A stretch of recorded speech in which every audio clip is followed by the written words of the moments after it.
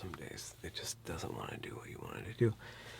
Hello, this is Benjamin Boyce, and welcome to my Interview Activity Center. Today's guest is Erin Brewer, who is a feminine citizen in Utah, which is in the United States. In this discussion, we speak about her gender dysphoria and its roots in a severe childhood trauma. And then from there, we branch out into the ways in which gender dysphoria is being given one specific solution within certain fields of psychiatry and the medical industry. We also talk about the trade-offs of tolerance and the ways in which female spaces do provide vulnerability situations for young women, and how the discussion about trans rights and women's rights does need to be entered into with a calculus that looks at all the possibilities and really measures and weighs the different vulnerabilities that these groups are experiencing and could be open to experiencing. As ever, this interview is one part of a series on sexuality, gender, and transition, and it's not meant to lay claim to some sort of ultimate truth about the entire discussion. This entire discussion is much more rich and complex than our political climate necessarily can handle. So that being said, here's Erin Brewer. I'm going to listen, and I'm going to try to do that thing where I ask the right questions. Okay, sounds good. But it's certainly with every one of these interviews, the interviewee usually chooses the direction, and I just try to feel where they want to go with it. Right. And you've done some really interesting and it's a lot of different perspectives, I think. But also a lot of it focusing on sort of the strangeness of how did we get here? What the heck? I did a video yesterday where I was talking about female dicks and front holes, and I was like, I can't even believe that I'm saying these things. It just doesn't make any sense. I did have one quip about the front hole thing, about if we're supposed to call our mistresses our side hole.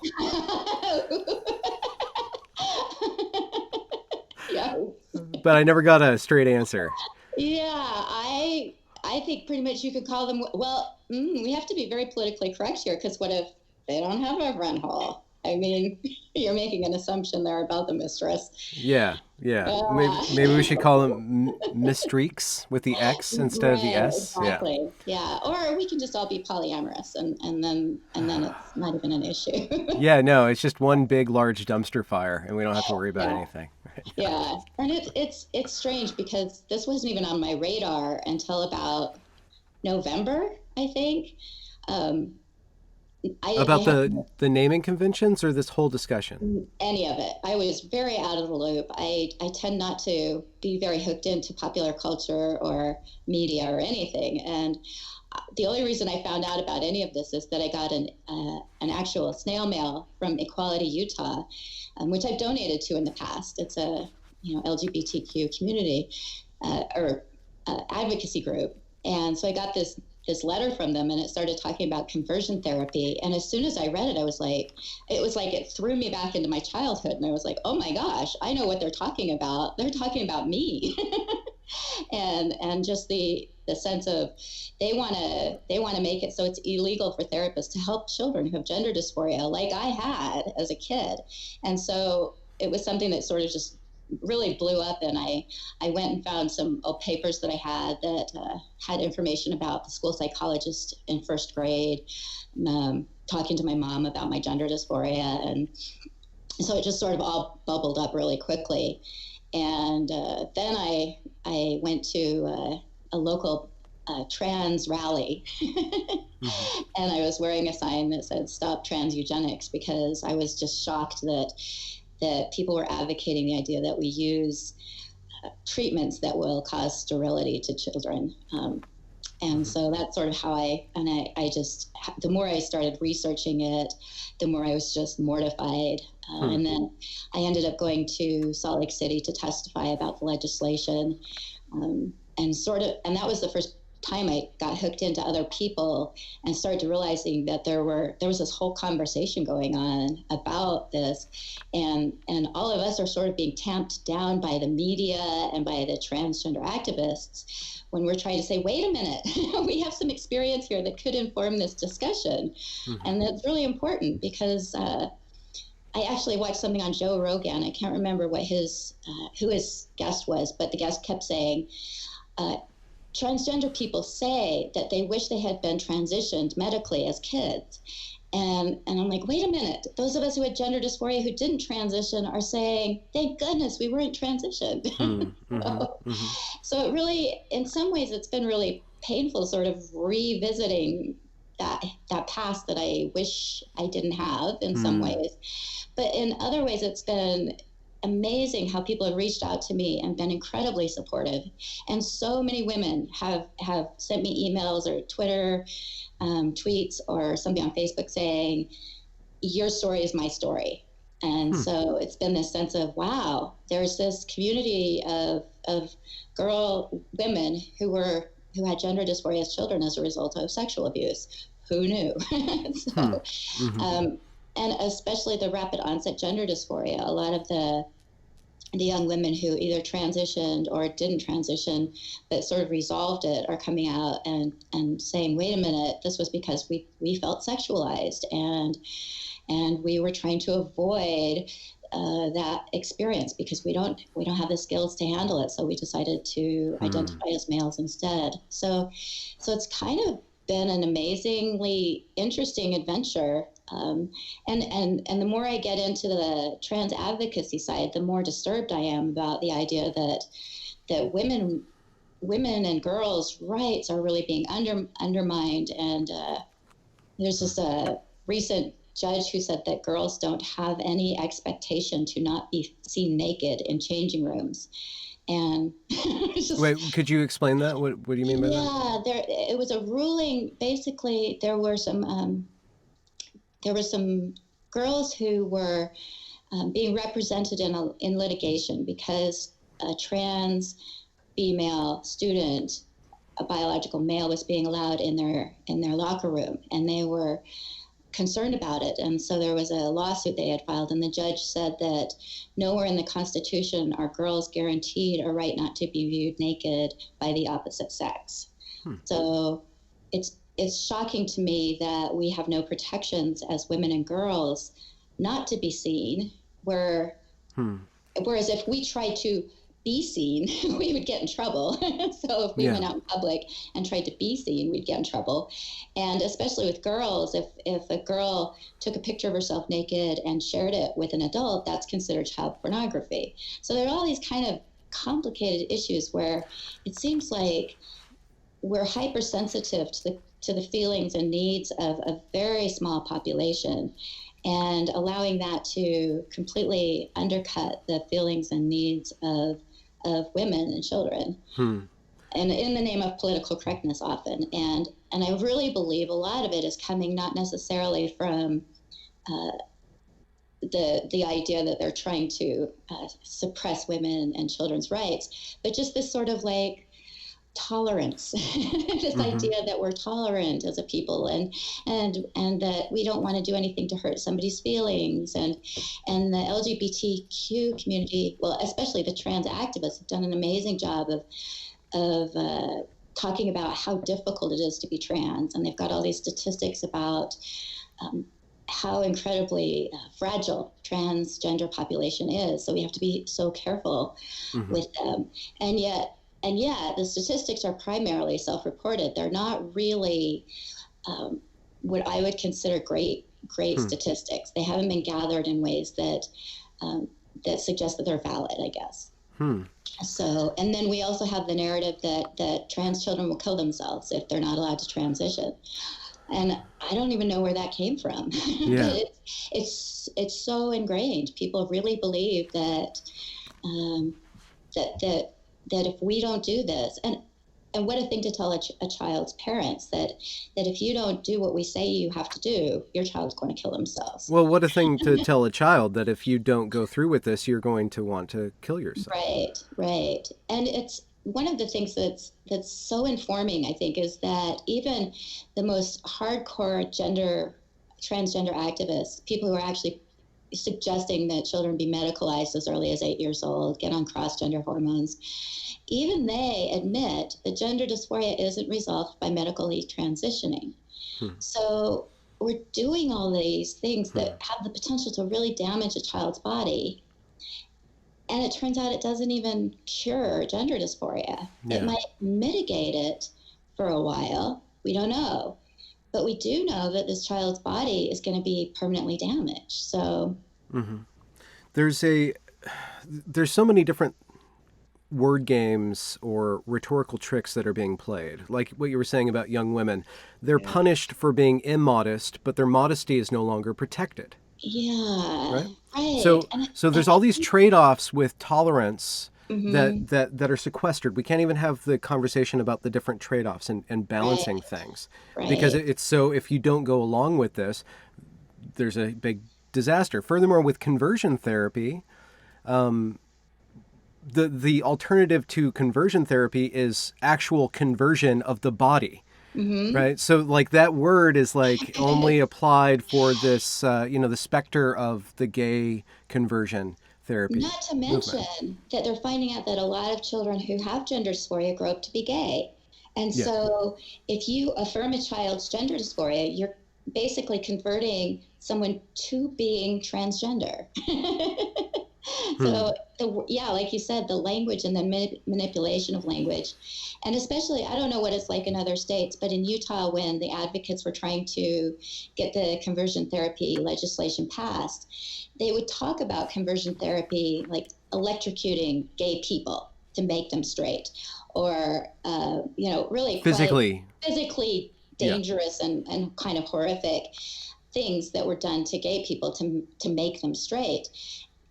And yet, that's not first of all, nobody who works, no licensed therapist is doing that. Their license would be revoked immediately by the American Psychiatric Association. Yeah. But also, they talk about it this way, but then in the legislation, it basically says that a therapist can't work to change feelings, beliefs, or behaviors, which is pretty much, I don't know if you're familiar with cognitive behavioral therapy, but it's proven to be very effective in people who have gender dysphoria and other kinds of dysphoria, anorexia, OCD. But the idea is that the therapist will help a person change the way they think about it. So, for example, as a child, I had gender dysphoria. So rather than the therapist saying, "So you're a boy," which is what they would have to do now, the therapist would say, what is it that makes you think you're a boy? And let's work on that kind of the root cause of what is it that makes you think that? And they can't do that if when this legislation is passed. And I think it's passed in a lot of states now. So not only can you not change the individual, you can't even question them or explore? Right. No, because it's feelings, behaviors, or beliefs. So a therapist can't work to change any of that, which is kind of fundamentally what therapy is about. Yeah. In order to get to the cause of distress. And so they're legislating. There's only one cause, and therefore only one solution to this particular distress. And you can't even see if that's the distress that's actually going on. You can't even get a bigger picture or help the individual get a bigger picture of what gender dysphoria is. So they could conceivably just get this idea stuck in their head when it's actually just an expression of something else going on. Exactly. And that is commonly, that's happening a lot, where I'm hearing stories where, I don't know, I'm sure you've heard of Ken Zucker and some of his research, where kids just get mistaken beliefs about gender all the time. A lot of it is because we live in a society where for some reason we're talking about gender a lot. We're telling boys how they have to behave. We're telling girls how they have to behave. We're talking about gender a lot. And if a child comes from a family where they have very strict gender roles and they deviate from them, it's easy for a child to believe that they're the wrong gender, that are born in the wrong body. And there, I think it was Ken Zucker talked about a case where a family had a new baby, and the baby was a very high need baby, and the child decided that they wanted to be the gender of the new baby because the new baby was getting all the attention. So because children have very magical ways of thinking and make some very interesting assumptions about life, it's not surprising that, and that's the thing though, is parents are supposed to sort of be supportive, but also kind of confirm reality for kids. So when kids say something that's completely outlandish, it's really the grown-ups that are supposed to sort of explain reality to them. And now instead of doing that, we're having parents who are saying, "Oh, you think you're a boy? You are a boy, even though you have girl parts and are we're born a girl." So And even though they haven't initiated the process of like growing into being a girl or becoming a woman, they just assume that they'll automatically go over to this other route. And I guess the question's never asked, like, well, once you switch over to being a boy, then how do you become a man? And like, what processes do you go through to become a mature individual and supersede the gender and occupy that gender, but like become a person beyond that gender?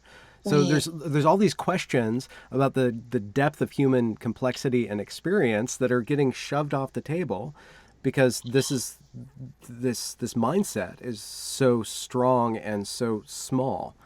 And you make such a good point there, because we're hyper focusing on gender. I mean, it's very strange to me that we're spending so much time talking about gender, because what you said is so true, that the goal is to raise children to be functional, happy adults, and not to focus on themselves so much. Because one of the things that gender dysphoria does is it sort of, people become hyper focused on themselves. It's much like anorexia, where you're just kind of perseverating about yourself.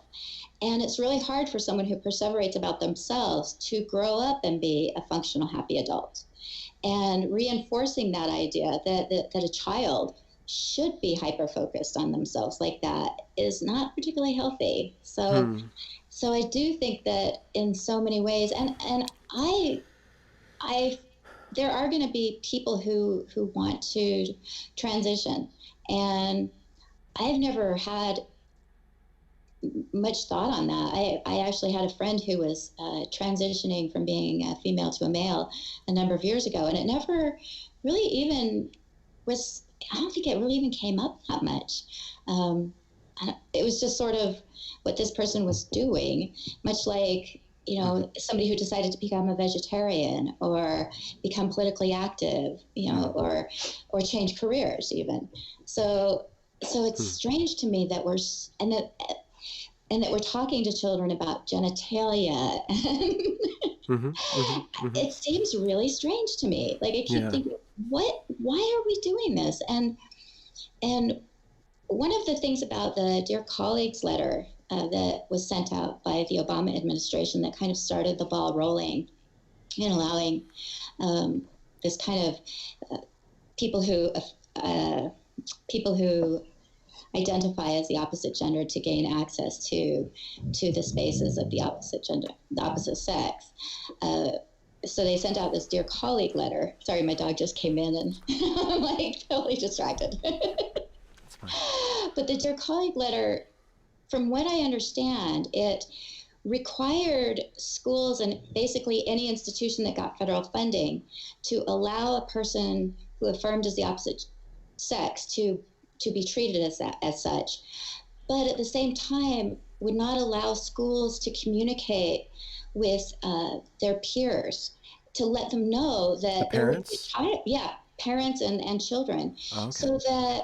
so that the parents could not prepare their child for this. They wouldn't know it. So in theory, a girl could be heading off to a gymnastics meet with the rest of her team and find out that one of them actually is a biological boy, and nobody knew.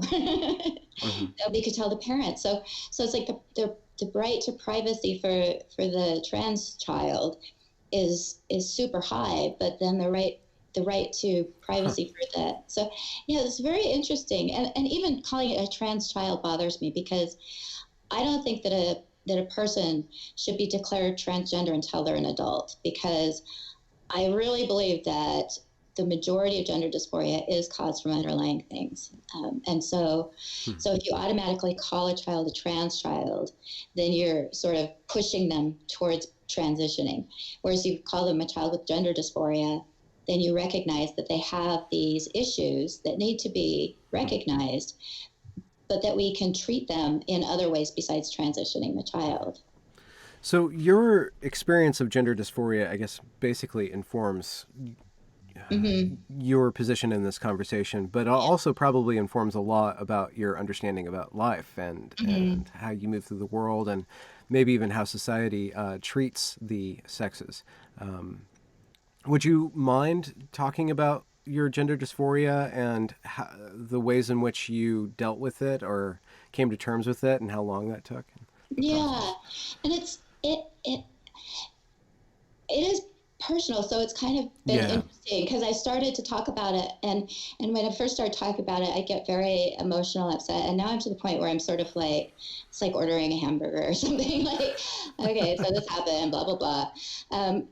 But every time I talk about it, I get more insight. So it was between kindergarten and first grade, and my brother and I were abducted by two men and taken into a restroom, and I was kicking and screaming and biting, and the men said that they would cut my brother's penis off if I didn't calm down, and I did. So I just stopped, and it was almost like from that, as soon as those men left, I was a boy. I was not going to let that happen again. And so during that summer, I started having behavior issues. And then first grade, the teachers were concerned because I dressed differently. I was very aggressive, both verbally and physically. I was trying to play with the boys. I didn't want anything to do with being female. And so the teacher called in the school psychologist, and basically what the school psychologist said, she didn't say, oh, it turns out Erin's a boy. Thank goodness. And that's what might happen today to a child in a similar situation. Instead, she suggested that the teachers and my parents try to help me find positive women role models and continue to talk about things that are good about being a woman and a girl. It wasn't particularly effective because I think probably my mom was kind of a hardcore liberal, and a lot of what she said confirmed my idea that being a girl was going to make me vulnerable and weak, and that being male was going to be a safer and stronger position. And so as she was trying, I think, to be a feminist, what I took from that is men are going to hurt me, men are stronger, men are more powerful. I'm just going to be a man. And I practiced to be standing up, and it was so different, I'm sure now, because that back then, because now I'm guessing somebody would have put a label on it, whereas back then the teachers just were concerned and would, try to help me. And I did end up starting to see therapists when I was about fourth or fifth grade. And I think what resolved my gender dysphoria was sort of an acceptance that I was a girl. I sort of had this it was almost I'll just tell you. As I'm telling you everything else, I'll just tell you what happened. So I was in sixth grade, and there were two boys that said that they had a club and they wanted me to be a part of the club. And I was super excited because I didn't tend to have friends, and I tended to be pretty ostracized because I acted so differently from all the other kids. And so I was super excited. And they said they were having a club meeting, and I went over to their house and we had sex. And I have talked about this a couple of times, and some people say they raped you, and some people say, no, they didn't. And I don't know. What age about? It was in sixth grade. So okay, 10, 11. Yeah, pretty young. But I suddenly figured out that, oh, if I have sex with men, then I can be accepted. And so it was like the gender dysphoria kind of flipped. And I suddenly was like, okay, this confirms my idea that being a woman means being sexual, being, even being sexually exploited, possibly. But at least I'm getting this attention that I want and acceptance that I want. And so I can really understand how a girl could develop rapid onset gender dysphoria if she were in a position where she was feeling sexualized and didn't want to be, because it's sort of the same process that I have, only in reverse. And I think that that's one of the sadnesses that I have about my life, is that it took me so long to realize that being a woman didn't inherently mean sexual or sexualized or sexually abused, that I could say no and set boundaries. And I think that's why this whole thing is just infuriating me so much, because it took me almost a lifetime to realize I could set boundaries. And now biological men who say they're women are saying, no, you don't get to set those boundaries. If I want to come into your space where you're vulnerable, I get to come in there. And so I feel like, wait a minute, I've worked my whole life to set boundaries, and now you're telling me I can't have my boundaries anymore. And you're also telling girls that. And so I sort of have this sense of needing to stand up for girls, so that they the Me Too movement came out. We found out that there's a lot of sexual assault and abuse that happens. And we tell girls that they need to set boundaries, but then we say, well, we're not going to respect them. So the biggest concern that I have isn't so much that a trans person can come into a space where I am, but that the legislation that's being proposed, the Equality Act that's currently being proposed, I think it was passed by the House, now it's in the Senate. If that's passed, anybody can simply say, I identify as a man. They don't have to change anything about themselves. They don't have to, are you? Or at the same time, I could go into a men's room. But the fact that there isn't the concern about, men don't feel particularly threatened if a woman comes into a men's room. They might be annoyed or embarrassed, but they're not, if I walked into the men's locker room, they're not going to feel threatened.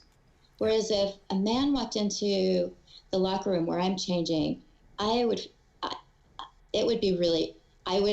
pretty sure have a panic attack. It would be incredibly, I don't want to say triggering, because that's all the rage, but I've worked hard to kind of resolve the sexual abuse that I had. And part of that is understanding that I have places where I'm safe.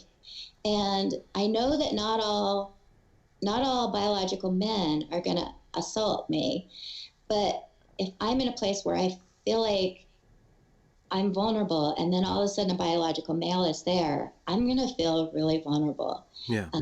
And I'm probably not going to go to those places anymore. I mean, if I started to feel like there were going to be biological males in my locker room, I would either find a different gym to go to or not go anymore, because I know that I don't have panic. I don't have sort of PTSD symptoms the way I used to. I used to really have profound problems with it, and I've kind of gotten it under control, but I have a feeling that it could kind of throw me into this very bad place. And so I understand that people who identify as trans also have these issues, but the difference is, on some level, they get to choose.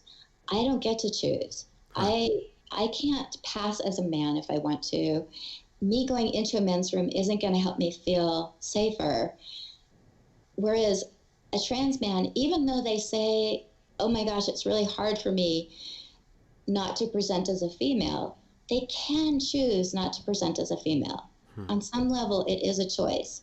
In the same way that, an anorexic can sort of decide they're going to eat, even though they have these anorexic feelings. Or someone who's a smoker can decide to stop smoking. It's really, really hard, and they might need support. But on some very fundamental level, it is a choice. And you can have gender dysphoria and not transition. And so as a society, we've sort of said, well, we're gonna go ahead and allow that. But we also have to understand that it's not required. And somebody who chooses to say, well, I'm going to kill myself if I'm not allowed to transition, that is also a choice. They're making that on some very basic level. They're saying, well, let's go down that argument. Isn't it not a choice for you to not feel panicked when a man is in your space? Isn't that a choice? It would be a choice for me to try to perceive it differently, definitely. And I could do that. I could do that. Children can't. Children are vulnerable. And one of the issues is that if a man starts to cross the line with me in a locker room and I report it, they can deny it and call me a transphobe. So it gets... Yeah, you're describing an imbalance of power. Yeah, it's an imbalance of power. And I can choose to be okay with that. I could choose even to say, well, if they want to grope me, that's okay. I mean, I can make that choice. And it is like you said, it is a choice. Your body, their choice. Right. But for children, it isn't. And when children start to be sexualized, especially when girls start to be sexualized when they're young and told that they don't have choices about who gets to see them, it sets them up, I think, to be more vulnerable when they get older and to have a harder time setting boundaries and to be more sexually vulnerable, I think. And it is. I think on some level, I believe that there are some people who would say it's okay for children to be sexualized, that I'm being judgmental, and that there's nothing wrong with a child being sexualized. And I know that there are people who believe that. And again, I think it's the balance of power, that there is something fundamentally different about a male's sexual power over a female, even if that male is presenting as a female. Well, your case, and you're not alone. Mm-hmm. You've been subjected to being overridden by the desire of men, right? Mm-hmm. Men have overridden your agency, Right. and you've been stripped of that, and being stripped of that derailed you in your development, or put you on a completely other path of development than you otherwise would have gone. So you're a living embodiment of the consequences of male desire that is not that has overridden the protections, and then gone and violated your agency. So I fully understand like where you're coming from, and furthermore that it's so difficult for voices like yours to speak at this moment is a strange irony after the Me Too movement has come and gone, and after 50, 100 years of women working on getting their issues taken seriously in the public imagination or in the public consciousness. And now all of a sudden, almost over the course of 3 or 4 years, it's very quickly being eroded. And that we can't even speak about that. Or I guess we can speak about that, and we'll just have to brave the slings and arrows of bigotry and phobia that will come our way. But oh, go ahead. No, I just wondered, like, over the last few months, with you being involved in this discussion, have you seen change yet, or have you just kind of started to get more connection with other people who are seeing what you're seeing? Well, that is a really good question. I think people are surprised, and part of it is information, that when I have discussions with people, they say, you just need to let people live their own lives. They're not really doing any of this to children. And so there's sort of this, because it isn't being talked about publicly, people do not believe me when I say 8-year-olds are getting cross-gender hormones. And they don't believe me when I say 13-year-olds are getting mastectomies and 16-year-olds are getting or ectomies, I'm not sure how you say it, their testicles cut off. They don't believe me. They think that I am just a transphobe and I'm making this up. They don't believe me. And so part of it is, I think, getting information out there that this really is happening. This is the trajectory that it's going, that transgender activists want younger and younger children to be able to receive cross-gender hormones and not even see a therapist. So the idea is, and I've heard, I think her name is Dr. Johanna Kennedy Olson, I think. She runs the Gender Lab in Los Angeles for children. And she has a National Institute of Health grant that is funding research where children as young as 8 years old are getting cross-gender hormones. And she says that what she wants to do is normalize the idea that there are transgender children and then that's a normal path of development.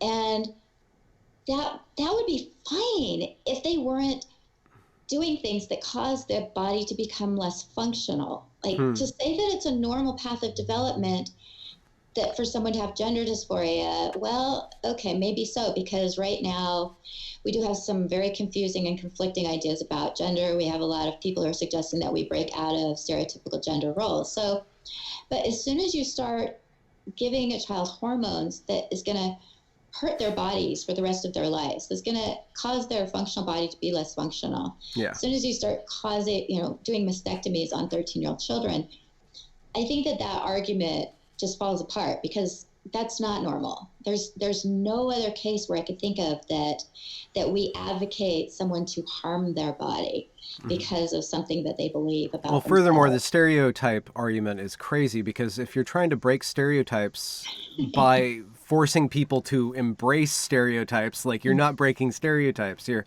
actually reinforcing them in a very twisted manner. Yeah, and that's the other thing that makes me really frustrated is that I have 3 children, and throughout the development, there were times when they were gender nonconforming, and part of that was because I was a mother that didn't freak out about that. So when my daughter said she really thought that, I think they were called underoos, that her friend, she had a friend who was male and he had underoos and they had superheroes on them and she really wanted to try them.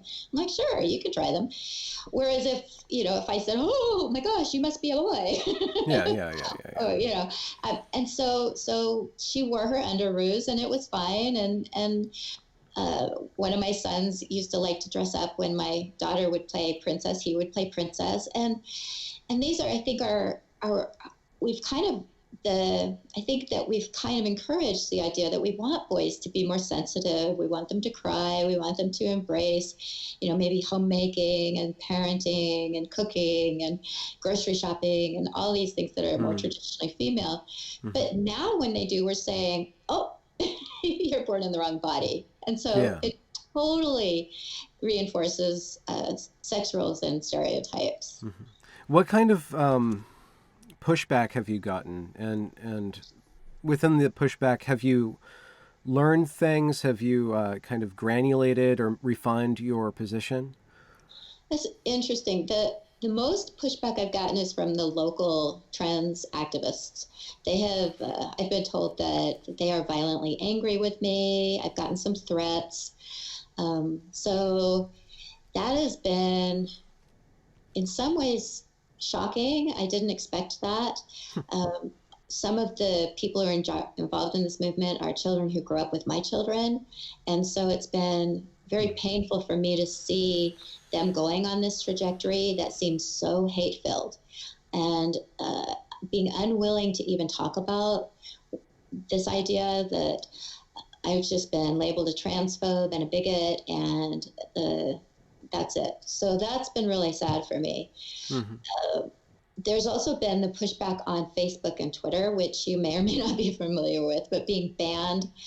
I've been put on these like timeouts with Facebook for saying things like a biological male is not a woman, something which I think is a factual statement, and getting banned for that. So that kind of pushback has been really interesting.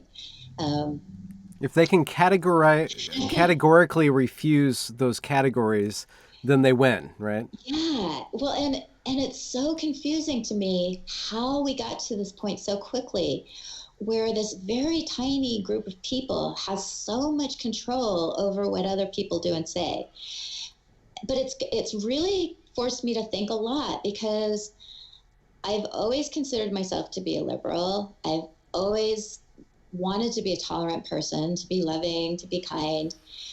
And so this has kind of thrown me for a loop, in that I am being cast as a TERF. I'm not sure if you've heard that term, trans exclusionary radical feminist, and a Nazi, which is something that, I mean, I'm a bleeding heart liberal, and now all of a sudden people are saying I'm a Nazi and deserve to die. And so that's really caused me to think kind of what's going on with politics, I guess, what's going on with our society, what's happening. Even the radical feminist, being cast as a radical feminist, is interesting, because during the Kavanaugh hearing, I was cast as a misogynist. So I lost a lot of friends on Facebook because I was saying, wait a minute, we can't presume somebody's guilty without evidence. And that alone was enough for me to be called a misogynist, because I just didn't automatically assume that Kavanaugh was guilty. And so it sort of feels like the same thing, that there's like this, it's like this, almost like this Bible, like somewhere, somebody along the way came along and wrote down these rules. And if you don't follow those rules, you get ostracized, and you're kicked out of the Democratic Party, the liberals, the left, whatever it is. You sort of just get kicked out. And I've talked to a lot of other people who are sort of where I am, where I'm like, where do we fall now? Where do we affiliate? And it sort of seems like, I mean, I don't know who's writing the rules, I guess. So that's where I'm like, what is going on? Where are these rules coming from? When did it become bad to say we can't presume somebody's guilty without any proof? Like, and I've been called a victim shamer. And one of the things that sort of has happened during this time is that I've really examined sort of women and men, and I feel like men are just as confused as women are as far as what's going on. That and a lot of it, I think, is that women aren't empowered, I guess, to set clear boundaries, and men aren't understanding that women don't have these clear boundaries. And so we're having a lot of these interesting intersections of gender and sexuality, and at the same time we're having some groups that are really promoting this sexual promiscuity, I guess, this acceptance that and my parents grew up in a open marriage, or not my parents. I grew up my parents had an open marriage, and so some of it is sort of like, what? We're going back to this, like it didn't work. It didn't work. It wasn't good. It just like there, and even what happened to Evergreen, it feels like there's this like reactionariness that it kind of reminds me of when I was in college. Reagan was in office, and at one point, a bunch of women put together this symposium and brought in some doctors and nurses who taught us how to perform self-abortions. And so there's this whole like big room of women with speculums and hand mirrors, and we're learning how to perform an abortion if we needed one, or to help a friend. And I think back on that and I'm like, I wonder why nobody taught us to say no, or to set firmer boundaries, or to figure out how not to get pregnant. Like the response was, we're going to learn how to do self-abortions. That's the appropriate response to the potential that we wouldn't have access to abortions. And this is probably going to get me in trouble with all kinds of people, but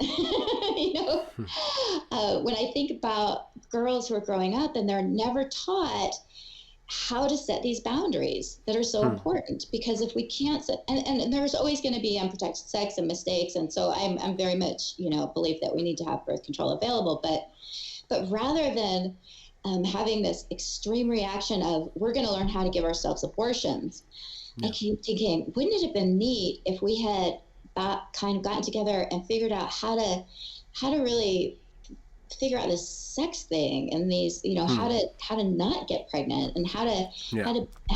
how to negotiate Yeah. so that after sex you're not like, oh shit, like. Yeah. And I think that that's kind of coming back again with the more stricter abortion regulations. Again, it's this idea of it's all about reproductive freedom, that if we don't have our reproductive freedom, then we don't have anything. And I'm like, yes, Okay. but along There's with something that before that. reproductive freedom, we need to have these conversations. If you can't talk to if you're going to have sex with someone and you can't talk to them about sexually transmitted diseases and pregnancy, then maybe it's a better thing not to have sex.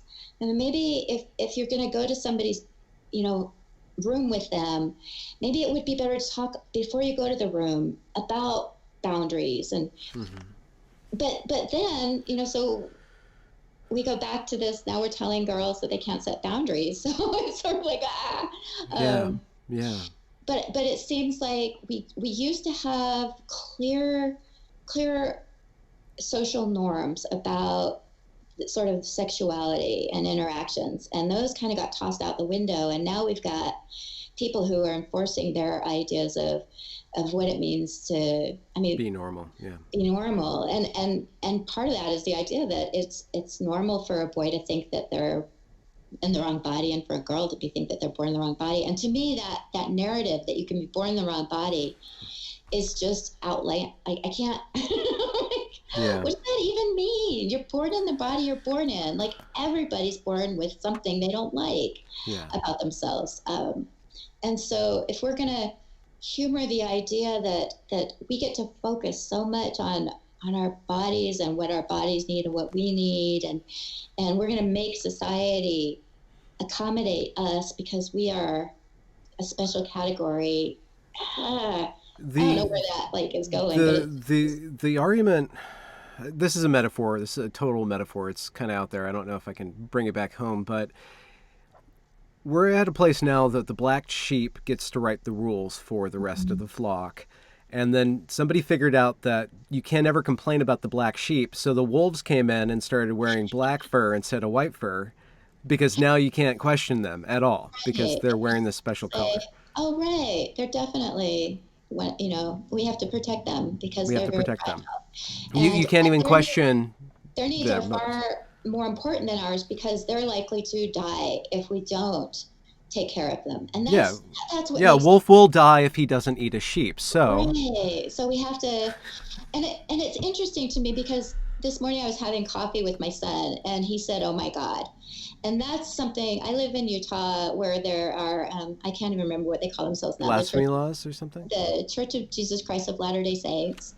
They're very, very sensitive to, oh my God.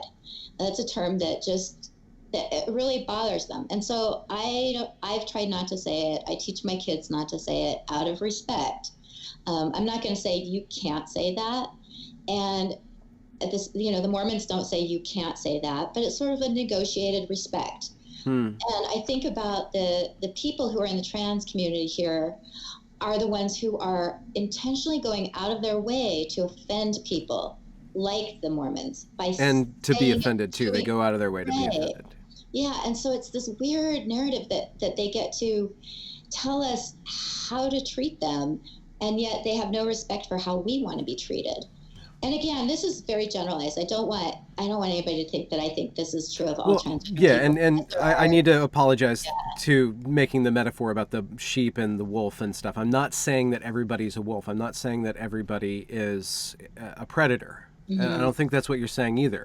No. But there are certain structures that we used to have that are being eroded that would just take certain sorts of predatorial behavior off the table in certain situations, and being unable to say no, predators can get through this gate. Being unable to say that is going to bring the predators through that gate, or increase the likelihood of predatory behavior. And furthermore, like you were saying, maybe I should phrase this as a question. In your speaking out, have you been able to get in contact, like I have, with trans people who are reasonable and who are respectful? And No, Okay. I really haven't had that kind of interaction. Hmm. Uh, and part of it, I think, is because the local community is very radicalized. Um, Hmm. they, the leaders of they're very, I've never seen anything like it. And so I really haven't, Hmm. um, but I do know they exist because I've been friends with them. I mean, I went to a very liberal college, so, and Yeah. I've historically had friends. I have had a few people in the LGBTQ community say, um, we're not, we're still, we still like you. We don't consider Hmm. you to be one of the bad guys. And so Hmm. I've had a few people reach out to me and, um, gays and lesbians who, I've been part of the advocacy group. I've been for gays and lesbians throughout my life, and so I've had people reach out and say, "We know you're not against Hmm. us." They get it, but I really haven't. I think I've had one transgender person reach out to me, and it was just a little too strange. I I do have I do have contact with a lot of trans people on social media. So I feel like I have a good understanding of some of the dynamics of the trans community. And one of the things that I see is that I think that there's a really big difference between, the autogynephilic, if you believe in that, the idea that that's a kind of transgender that may not count as gender dysphoric. It's almost like their gender dysphoria is coming from an extremely different place. Hmm. And so I feel like the people who are autogynephilic do not have respect for women and do not understand the concerns of women. And they're the ones who are, marching and saying trans women are women. I really feel like a lot of the other trans people kind of are horrified by what's going on. I'm in a group on Facebook that is for, they call them, there's these terms, too cute, true cute, and true scum. True. Have True you heard scum. this? Yeah. Yeah. Yeah. And I'm in a true scum group, and they are mortified by what's happening Yeah. because they are, they're adults who had gender dysphoria and transitioned and just want to live their lives. Yeah. And they're mortified by the idea of medicalizing children at, increasingly younger ages. But I really feel like there's sort of this one group of trans, this one type of trans that is sort of projecting what it is to be trans, and they really don't seem to like women. They're the ones who are calling us TERFs, who are talking about trans misogyny. I don't know if you've heard that term or not. Yeah. And they're so hostile towards women, and they're the ones who sort of derogatorily call us cis or TERFs. And that's where I wonder sometimes. I mean, historically, when we've done research, we tended to focus on male bodies and male issues. And it's been fairly recently that we've understood that male bodies and female bodies respond differently to medications and sometimes present differently when they have medical issues, and psychological issues tend to affect, women tend to get anorexia much more often than males do. I don't know if there's maybe OCD. I'm not sure if there are other issues that tend to be more affecting males more often, but there are these differences, and that's what I'm wondering is if gender dysphoria, we're sort of lumping it as sort of this one thing, and if perhaps gender dysphoria needs to be, first of all, maybe we need a better taxonomy of gender dysphoria, and to say girls who have gender dysphoria need to really be evaluated because it's likely that their gender dysphoria is a result of an underlying issue. People who are autistic who develop gender dysphoria really need to be evaluated because it's possible that they're misunderstanding social norms, and because of their autism, they're not understanding that they're not born in their own body. They just are not fitting in very well. And it's sort of, what it reminds me of is that sort of like we have the autogonphilic male, transgender, how do you say this? The male who identifies as female, who's sort of controlling the narrative.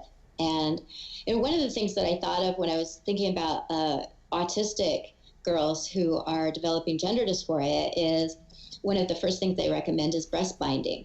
And I don't know how much you know about autism, but one of the things that they recommend for people with autism is compression.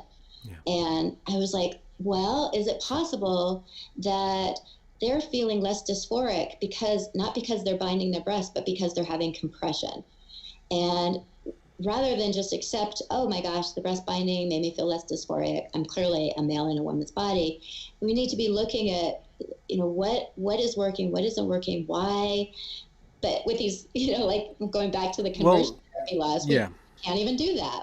And going back to Dr. Kennedy Olson, if her goal is to normalize something, then she's not looking at any other pathways to correcting it other than just forcing society to change, according to her hypothesis. It's not even a hypothesis. It's just a projection. Agenda, And she happens to be married to a woman who transitioned to a man who is one of the therapists at the gender clinic who says there's no way I can talk to them about gender because they're just in the wrong body, And so, and I can't imagine as a parent and as a child, if a child hears from a doctor that they're born in the wrong body, then even if their dysphoria starts to resolve, are they going to think they're born in the wrong?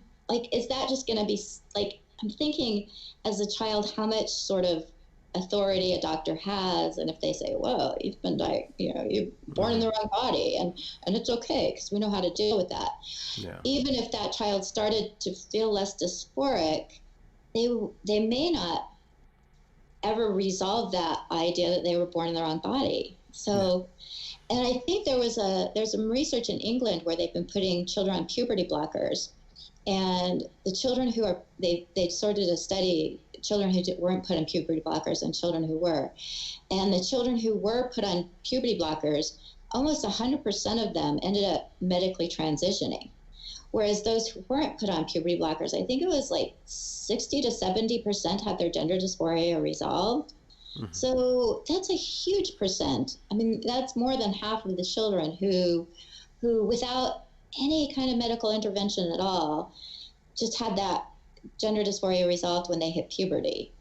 And when I talk to women, a lot of women who would be considered gender dysphoric today, who were tomboys when they were younger and wanted to be boys because of they enjoyed the activities of males more than the sort of stereotypical activities of females, that when they go through puberty, that sort of starts to drop away and they start to feel more comfortable being a woman. And so the fact that saying that it's a normal path to be a transgender child is, I wonder if there's any animal studies on diagnosing if a pig gets gender dysphoria and then putting sheep or pigs or some sort of animal and transitioning them and just seeing if that's a normal. Would the mallard duck act like? Stop raping his female. Well, and the thing that's most concerning about Joanna Kennedy Olson is that she wants to institute screening programs. So we go into schools and we start talking about gender dysphoria at a really young age, what a great way to create a gender dysphoric child, to go into a school and say, well, if you act like a girl and you're a boy, it means you were actually born in the wrong body. That's going to create gender dysphoric children.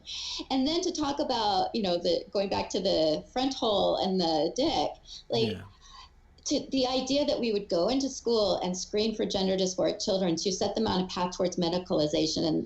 And she compares it to treating people with diabetes. So she says that we need to screen people so that we can put them on the appropriate medical treatment. But there is no, diabetes, you take a blood test and you can see the problem. You can tell if the insulin's working. Gender dysphoria is totally based on feelings. And it is a psychiatric condition. I mean, anytime you feel discomfort with your body, that's a mental health issue. It's so to suggest that should be implemented in the schools, to me, it's incredibly scary. And again, reinforcing those stereotypes, because it basically is. I don't know if you've seen there's a spectrum that they have with like Barbie on one side and G.I. Joe on the other, and I'm like, wait a minute, didn't we just spend the last 50 years trying to get away from all of it? Yeah, I don't think. Well, I don't know. There's so many different things going on in here. There's power plays. There's ideology. There's good faith, stupidity. There's actual authentic. I believe. There's a small contingent of people for whom medical transition is the best way for them to get on with their lives and become a human being beyond that thing. And then there's the feminist story about defeating the patriarchy or corrupting the gender roles, stereotypes. There's men not knowing what to do, and then there's men who are like, well, how can I game this system? Like there's so much complexity in this issue that. Go ahead. Oh, in some ways, I almost wonder, and again, this might get me in trouble, but as women have been pushing and pushing to get access to male activities, male spaces, we want, and now Boy Scouts is open to girls as well. So it's I almost wonder if this is in some ways a backlash, that a lot of based on my research, and again, this is completely subjective, but based on my research, a lot of the men who are identifying as women would be sort of on the bottom of the hierarchy with the men. And if they decide to identify as a woman, all of a sudden they're at the top of the hierarchy. And I can see sort of this mentality of, these women have been taking over our stuff. Well, we're going to take over theirs. Well, you're right. It works both ways. A young woman can perceive men as always being powerful, and then a young man growing up in certain media environments will perceive that the man is always the bad guy, or is always the villain. But if I'm the woman, then I get a lot of access to all this stuff. I get access to desire. I get access to a lot of different things. But again, like. There's so many different levels to this. I just need to reinsert that there are probably bad actors. I think that there are good actors, and that's why I'm trying to do a series with a multiplicity of individuals. And basically, the one condition or the one bias that I have is that somebody will have an open conversation with me and explore these ideas kind of openly rather than projectorally. So what do you think is if it were up to you, what would your solution be? Because I'm always curious, what, as far as the gender thing, should we allow anybody who identifies as the opposite gender to be treated as such, or because part of me is how do we establish who gets to be treated as the gender they believe they are versus who doesn't. And it kind of, I think about, I don't know if you're familiar with the concept of an IEP in elementary school. Kids who have disabilities, it's called an individual education plan. And the teachers meet, the principal and parents and the child meet, and they develop a plan to help a disabled child navigate through school with as few restrictions as possible, but also with the understanding that they have special needs. And we could do this with a gender dysphoric child. However, the trans activists are saying this is not a disability, this is not a special need, this is not a mental health issue. And so in my discussion with Blanchard, Dr. Ray Blanchard, he said that the activist's job isn't to make logical sense. The activist's job is to get their way. So to expect consistency from the activist contingent, and I've reported on this in every single activist party, their statements don't have any consistency one to the next, other than they're gaining power.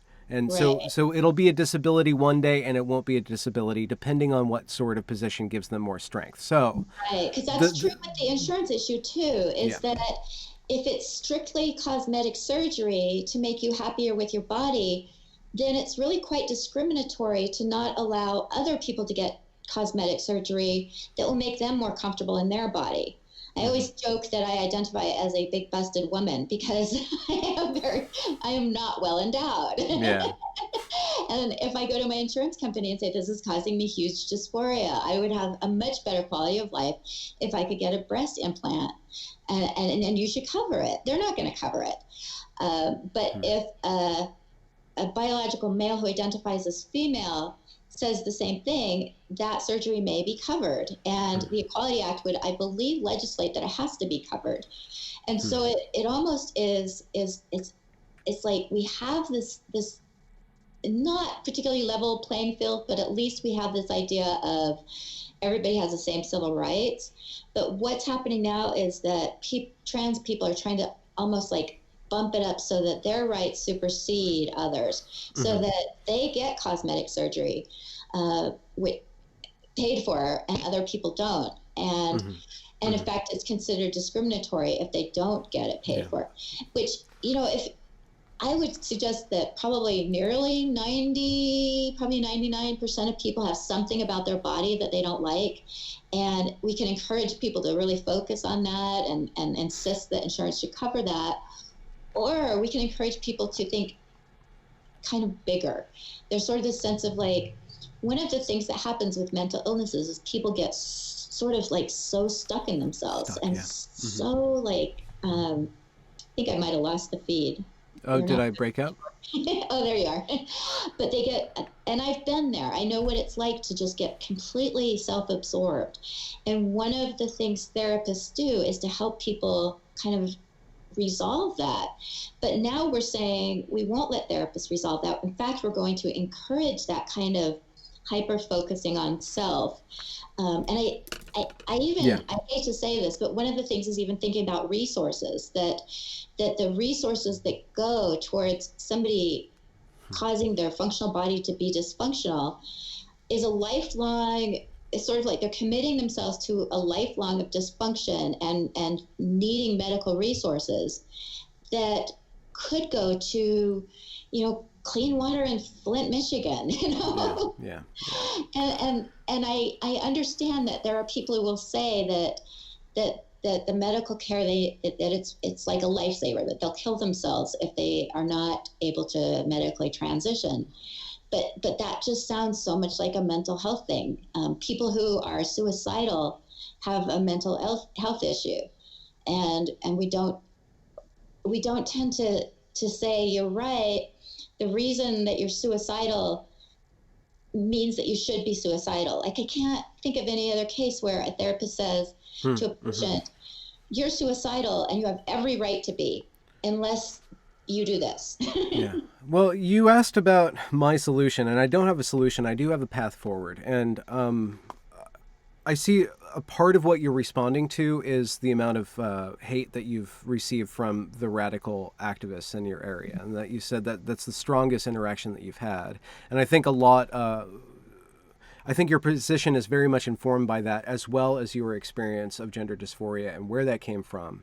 One of my paths forward is to kind of bypass the activists and start to make connections and platform reasonable voices so that there's more clarity on the issue. And absolutely, when it comes to child transition and the stuff that you were talking about with Dr. Kennedy Olson, like, that stuff needs to be called out and stood against. And the infiltration of certain ideologies into the education system, that certainly needs to be stood up against and very harshly or very strongly questioned and evaluated.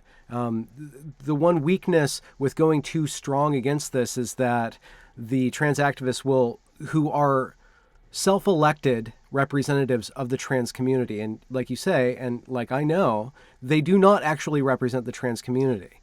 they've taken that helm, and then they've gone into ways of acting and behaving that actually cast a lot of shade on this community. And by connecting with the community and having a nuanced, complex discussion, allowing for strong conversations to happen, especially around the vulnerable populations, but also kind of balancing or entering into negotiations between these various multiple vulnerabilities, and in order to balance, and because society is a give and take, and one person's relieving one person's vulnerability by opening up the vulnerability of a bunch of other people is not a solution at all.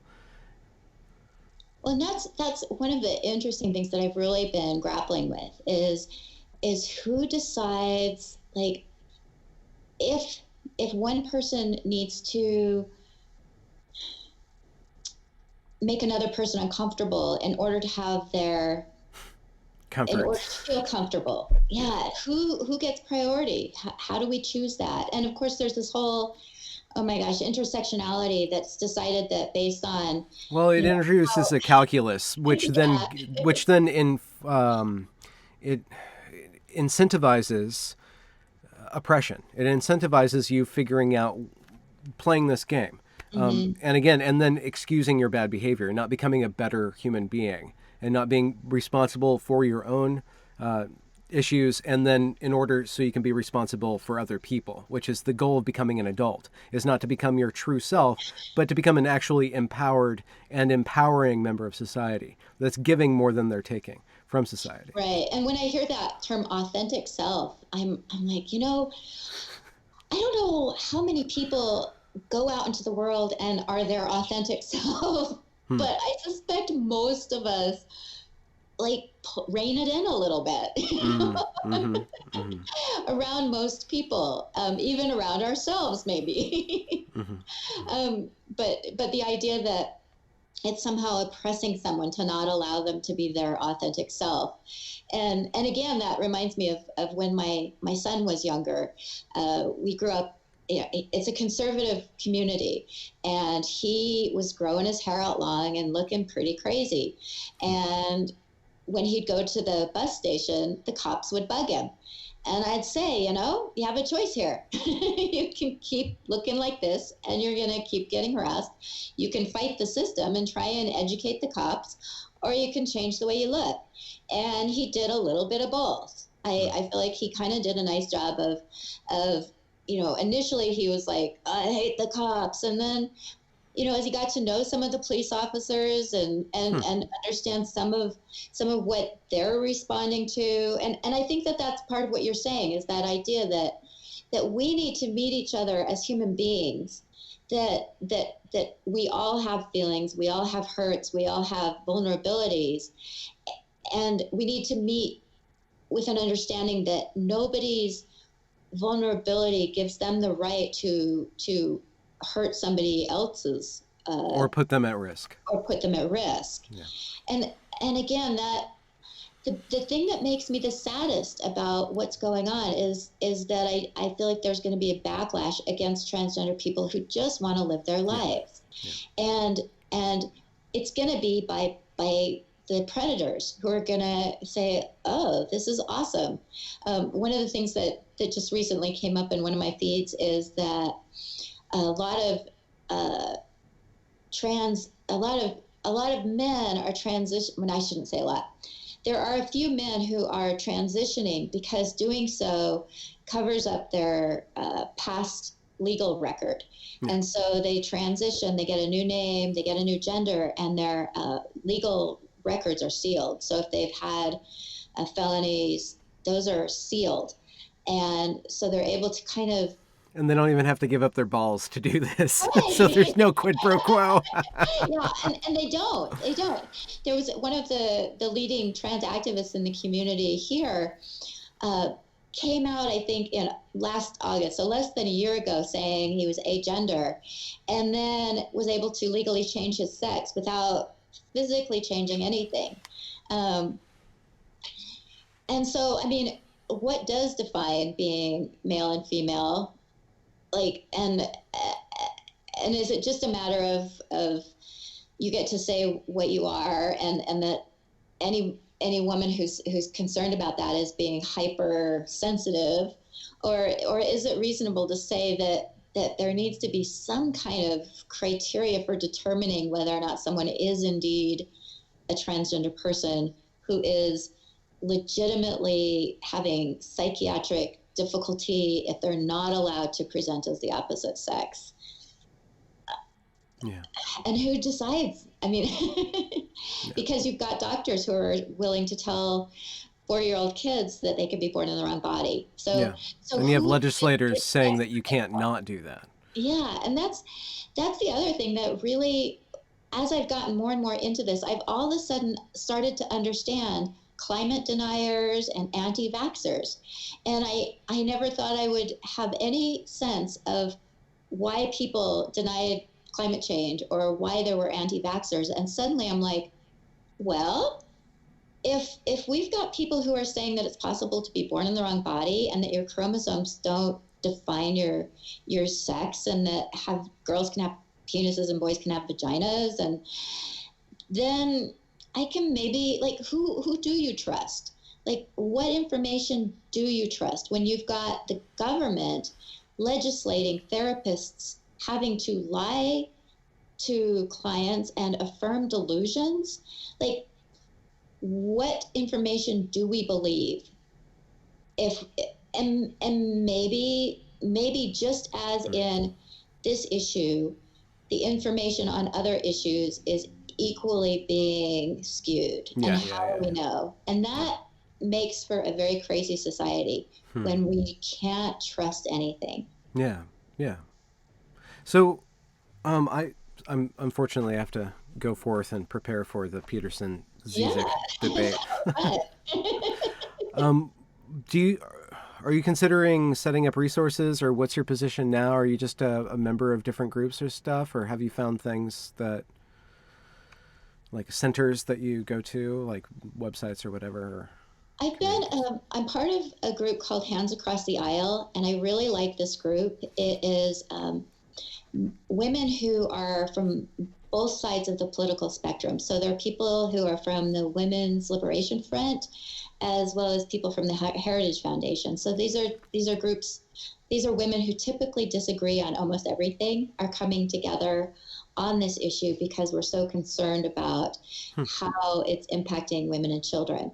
And I love this group because they are recognizing that people have different ideas about things, and that the goal is to come up with what's best for society, with what's best for women and children. And I never thought I would be affiliated with someone who, one of the groups I'm working with here in Utah is the Utah Eagle Forum.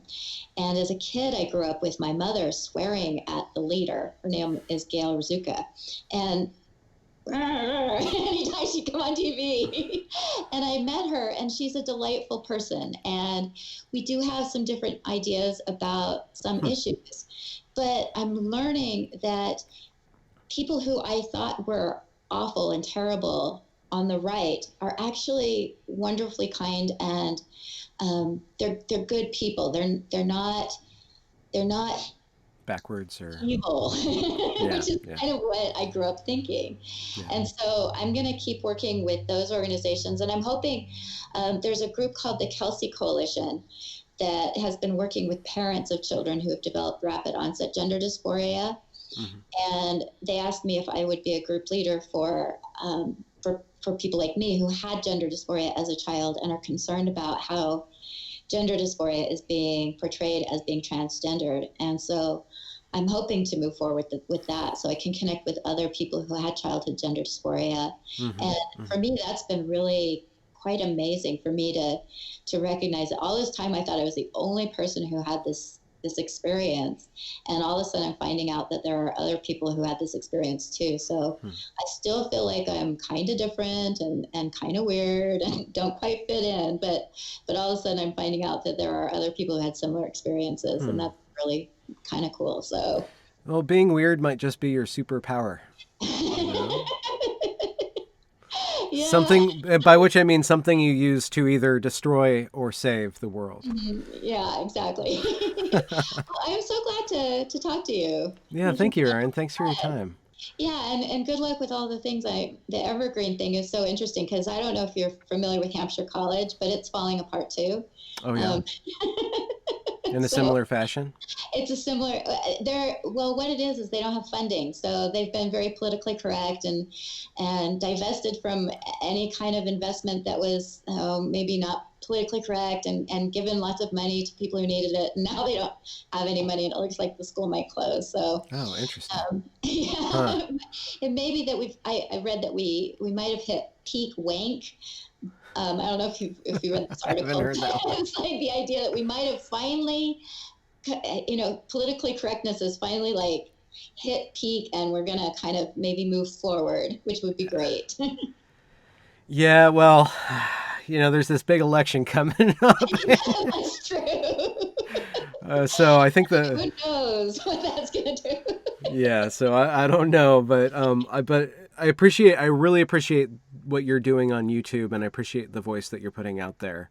Well, And yeah, I really appreciate that you're rooting it in personal experience and allowing yourself to really open up and stuff. And I know another weird thing about this particular issue is that it's very personal. It's a very personal issue, and now that it's politicized, there's a tension between looking at these the tenderest spots of a human being are well, now being paraded around. yeah, and that's one of the things that's so funny is that like there's recently been this grant given towards LGBTQ, bringing more LGBTQ people into STEM fields, and I'm like, these are such personal issues, like race and sex. Usually, you can look at someone and say, and these are categories, but these new categories are things that somebody actually has to tell you about, and why maybe we don't want to be like.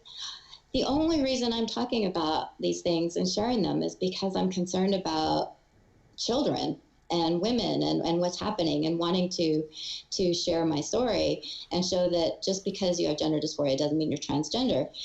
Otherwise, like you said, these are incredibly private, personal issues that maybe we as a society should allow people to kind of have some boundaries around. Mm-hmm. Well, we're a society without boundaries. Yeah. This is our so brave new world. Woohoo! Well, good luck. All right, Erin, I'll keep in touch, and I'll let you know what Thank you, happens with this. All right. All right, bye-bye. Bye.